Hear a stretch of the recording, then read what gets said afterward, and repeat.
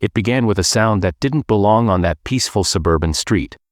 The deep growl of Harley engines, slicing through the quiet afternoon like thunder rolling across a calm sky.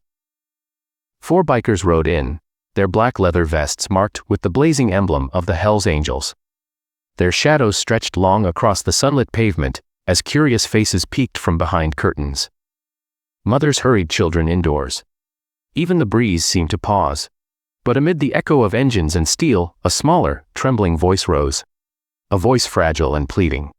"Sir, will you buy my bike?" The riders slowed, engines rumbling low.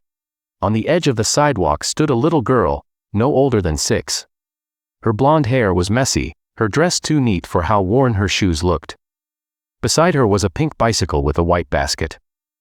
In her tiny hands, she held a cardboard sign that read, "For sale."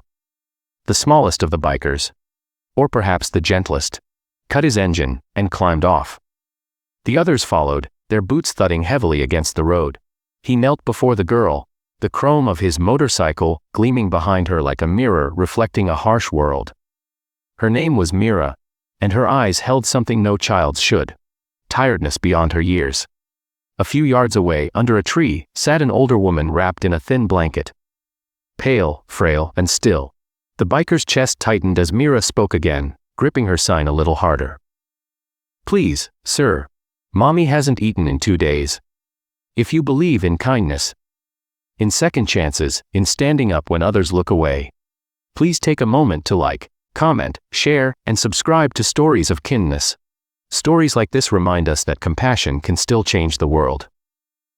His name was Ryder, though his brothers called him Wolf. The name never truly fit. Beneath the ink and leather lived a man who'd lost more than most could imagine. A father who left, a son who never came home, and a faith in humanity long buried. But kneeling there on that hot pavement, something inside him stirred again. He gently asked Meera what she meant, and through shaky breaths, she told him everything. Her mother, Clara, once worked for a respected local catering company, owned by a man named Mr. Hensley. A CEO who smiled for magazine covers and donated to charity for the cameras. When the company downsized, Clara was among those laid off. She had begged to stay on just a few weeks longer, to feed her daughter. Hensley refused. Said she was replaceable. Since then, Clara had grown too weak to find new work. The bills piled up, the fridge emptied, and pride kept her from asking anyone for help. So Meera decided to sell her only toy, her pink bicycle, for food. Ryder felt something snap inside him, the last thread holding back years of buried anger. His brothers, Tank, Viper, and Mason, recognized that look. Without a word, they nodded. It wasn't pity they felt. It was fury, the kind that comes from seeing innocence crushed by greed. Ryder reached into his vest, pulled out his wallet, and placed a thick wad of bills into the girl's trembling hand. "Keep the bike, kiddo," he said softly, his voice rough with emotion. But it didn't end there. He couldn't just ride off, knowing that a powerful man had stripped everything from a mother and her child. He told Meera to stay with her mom and promised he'd be back.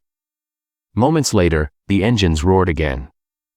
The Hells Angels weren't saints, but they believed in their own kind of justice. They didn't bring weapons that day. They brought truth. They found Hensley's office. A tall glass tower gleaming in the sunlight, a monument to arrogance. The 4 men strode through its doors, boots echoing across the marble floor. The receptionist froze. Through a glass wall, Ryder locked eyes with Hensley. A man with a gold watch, a plastic smile, and hands that had never known real work. "What is this?" Hensley barked as they entered. Ryder didn't raise his voice. He simply placed Meera's cardboard sign on the spotless desk. "That," he said quietly, "is what your greed cost." For the first time, the smug businessman looked uneasy. Ryder told him about the little girl, the starving mother, and the pink bicycle worth more in love than all his luxury cars combined. Hensley tried to justify himself, mumbling about layoffs and business. But his words died when he saw the fire in those men's eyes. Not criminal rage, but moral conviction. Ryder leaned closer. "You can't buy forgiveness," he said. "But you can earn redemption. Start now." By sunset, word had spread. The once proud CEO had anonymously donated groceries to struggling families, cleared hospital debts for single parents, and rehired every worker he'd wronged. No one knew what had changed his heart. Only a few rough men, and one brave little girl with a pink bicycle, did. When Ryder and his brothers returned to that tree later that evening, Meera ran toward them, her face glowing with joy.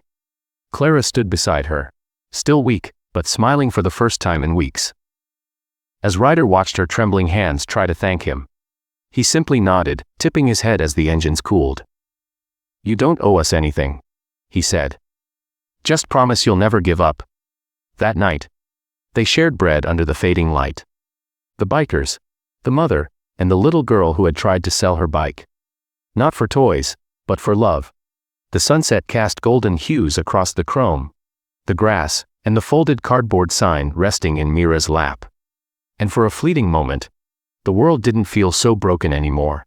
If this story touched your heart, if it reminded you that kindness can bloom from the most unlikely places, please like, share, comment, and subscribe to Stories of Kindness. Every click helps stories of real compassion reach those who need hope most. And before we end, tell us in the comments, what would you have done if you were in Ryder's place? Because sometimes, all it takes is one act of courage to make the world believe in kindness again.